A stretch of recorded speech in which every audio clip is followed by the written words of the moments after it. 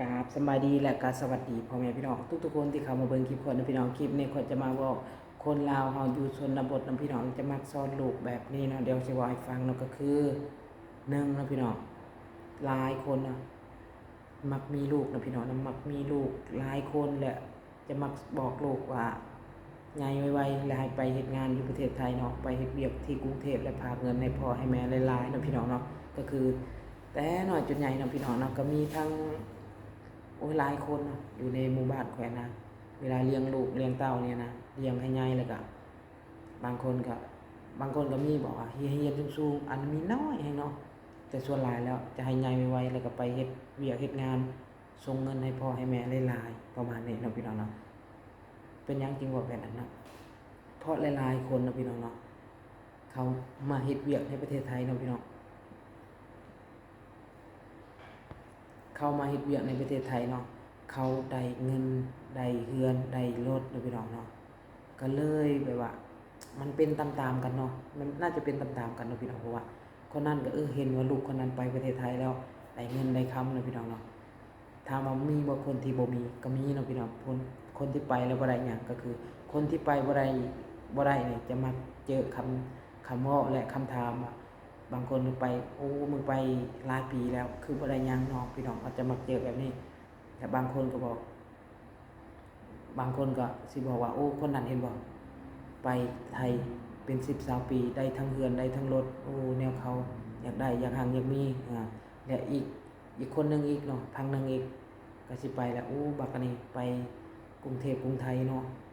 ไปตั้งหลายปี10-20ปีบ่ได้หยังเนาะประมาณนี้นะแต่คนลาวก็จะมักเจอคำถามแบบนี้แหละพี่น้องก็แล้วแต่นะสำหรับข้อยแล้วข้อยยังบ่ได้เจอนะพี่น้องนะยังบ่ได้เจอแบบนั้นเนาะข้อยยังบ่ได้เจอคำถามแบบว่าไปแล้วได้หยังเพราะว่าข้อยก็จากเมื่อก่อนบ่มีหยังก็เริ่มมีอยู่บ้างนะพี่น้องบ่ได้มีหลายแต่กับจากครอบครัวที่เมื่อก่อนทุกอย่างแฮงแต่ปัจจุบันนี้ก็เริ่มดีขึ้นหน่อยนึงเนาะก็เลยบ่ได้เจอคำถามว่าถามเนาะเขาก็น่าจะเห็นมั้งเนาะแต่ส่วนหลายแล้วคนที่เขาถามอะนะจะไปอยู่ประเทศไทยแล้วจะบ่มีหยังจะเลยเจอคำถามแบบนี้เนาะพี่น้องซึ่งมันผิดบ่แต่สำหรับคนที่เขาฟังเนาะสำหรับคนที่เขาฟังก็มันอาจจะผิดใจเขาเนาะพี่น้องประมาณนี้เนาะอันนี้ตามที่เข้าใจเนาะบางคนก็มันยังว่าเลยเนาะพี่น้องเนาะก็คือภาระของแต่ละคนมันบ่คือกันเนาะพี่น้องเนาะบางคนก็พาให้พ่อให้แม่บางคนก็คือว่าแล้วเนาะพี่น้องเนาะซื้อกินซื้ออยู่ซื้อกินเนาะพี่น้องเนาะบางคนนี่เนาะเดือนชนเดือนเดือนชนเดือนก็มีคือกันเนาะอยู่หลายบ่อนก็เห็นหลายคนอยู่เนาะอยู่2-3บ่อนก็เห็นหลายคนอยู่แบบว่าบางคนก็เขาก็ใช้ชีวิตเดือนชนเดือนนะพี่น้องเนาะบางคนเขาก็บ่อยากเก็บหั้นนะบางคนเขาอยากเก็บอีหลีใจอยากเก็บเนาะแต่ว่าเงินออกมาแล้วก็ใช้หมดอย่างประมาณนี้นะเขาก็บอกว่าอย่าเก็บอย่าเก็บอย่าเก็บบางคนก็เก็บอยู่แต่ว่าได้น้อยนะพี่น้องเนาะบางคนก็พากให้พ่อให้แม่บางคนก็พากให้ลูกให้เต้าอย่างเงี้ยเนาะบางคนก็มีลูกมีหยังก็พากให้ลูกแน่อยากเก็บแน่มันก็เลยบ่มีเนาะอันใดจะเป็นค่ากินบางคนก็สูบยาอย่างประมาณนี้นะพี่น้องนะซื้อยาสูบก็มันแพงเด้ยุคนี้เนาะประมาณนี้คนก็เลยบ่ค่อยมีเงินนะบางคนนะแต่บางคนเขาก็สูบยายังคือกันแต่ว่าเขาก็ยังมีเงินเนาะอันนี้ก็แล้วแต่มุมมองเนาะพี่น้องเนาะบางคนก็มีบางคนก็บ่มีเนาะพี่น้องเนาะบางคนที่ชั่วก็กลายเป็นคนดีมาประเทศไทยเนาะบางคนก็ยังคือเก่าเนาะเสเพทั่วไปเนาะก็มีคือกันเนาะพี่น้องเนาะอันนี้ก็คือคนลาวเขาที่มาเฮ็ดงานในประเทศไทยเนาะประมาณนี้เนาะพี่น้องและคนลาวพ่อแม่คนลาวส่วนหลายนะก็จะมักให้ลูกไปเฮ็ดงานอยู่ประเทศไทยเนาะพี่น้องเนื่องจากว่ามันมีโอกาสและได้มีโอกาสได้หลายกว่าอยู่ประเทศลาวนะพี่น้องอันนี้ก็ค่อยก็เห็นนะพี่น้องถ้าอยู่ในชนบทนะพี่น้องนะอันนี้เว้าตามที่ชนบทตามที่หมู่บ้านค่อยอาศัยซั่นเนาะพี่น้องแถวที่เฮาเห็นเนาะพี่น้องเท่าที่เฮาเห็นเฮาเจอเนาะประมาณนี้เนาะพี่น้องบางคนเขาไปแล้วเขาได้อีหลีก็มีบางคนไปแล้วบ่ได้อีหลีก็มีเนาะบางคนไปเป็น10-20ปีบ่มีหยังเลยก็มีคือกันเนาะก็คือชั่วหลายแล้วคนใกล้หมู่บ้านเฮาก็จะฮู้เนาะพี่น้องว่าหมู่บ้านนี้ไปไทยหมู่บ้านนี้บ่ได้ไปไทยเฮาก็สิไปลิ้นไปหยังแล้วเฮาก็สิฮู้ว่า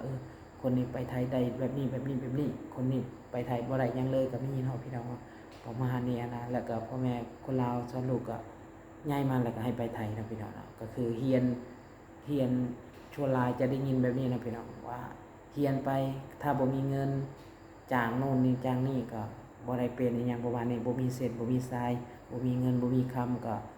โอกาสที่จะได้เป็นเจ้าเป็นนายมันก็ยากนะพี่น้องอีหยังประมาณนี้หั้นนะอันนี้ก็ได้ยินเขาเว้ากันนะพี่น้องและอีกอย่างมันก็คนที่จะเป็นเจ้าเป็นนายในหมู่บ้านข่อยนะมันมีน้อยเนาะมีในครูก็2-3ประมาณ 4-5 คนนี่แหละเนาะพี่น้องเนาะมีประมาณ 4-5 คนเนาะทหารก็เป็นแค่2คนบ่2คนเป็นแค่2คนเองเนาะทั้งหมู่บ้านนะประมาณ100 กว่าหลังคาเรือนเนาะคนก็หวยน่าจะเป็นพันพวกมั้งคนเนาะได้เป็นเจ้าหน้าที่เนาะหรือว่าได้เป็นทหารนะแค่2คนเองนะเท่าที่นับเท่าที่นึกออกนะพี่น้องผู้เฒ่าคนหนึงอายุหลายแล้วได้เป็นโดนแล้วเนาะเป็นโดนแล้วน่าจะใกล้จะเกษียณแล้วมั้งแล้วก็อีกผู้หนึงก็ยังเป็นวัยรุ่นอยู่หาก็ได้เป็นเนาะหาก็ได้เป็นอาจจะ 4-5 ปีนี่แหละประมาณ10 ปีเนาะตั้งแต่ก็น้อยๆเนาะประมาณ10 ปีแล้วอีกคนก็หลายปีแล้วเนาะประมาณนี้เนาะพี่น้องเนาะถ้าในครูนี่ก็มีหลาย5 คนบนในครูนะทหารนี่มี2 คนแม่นแล้วเนาะ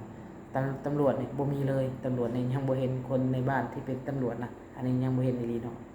ยังน่าจะยังบ่มีนะที่เป็นตำรวจพี่น้องคิดเบิ่งนั่นแหละเนาะพี่น้องก็เลยคนลาวชนหลายแล้วจะมักไปไทยเนาะรุ่นเดียวกันเนี่ยจะมักอยู่ในประเทศไทยเนาะแล้วมีเงินแล้วก็อยู่บ้านถ้ามันอยู่บ้านก็มีคือกันเนาะพี่น้องแต่น้อยแฮงวัยรุ่น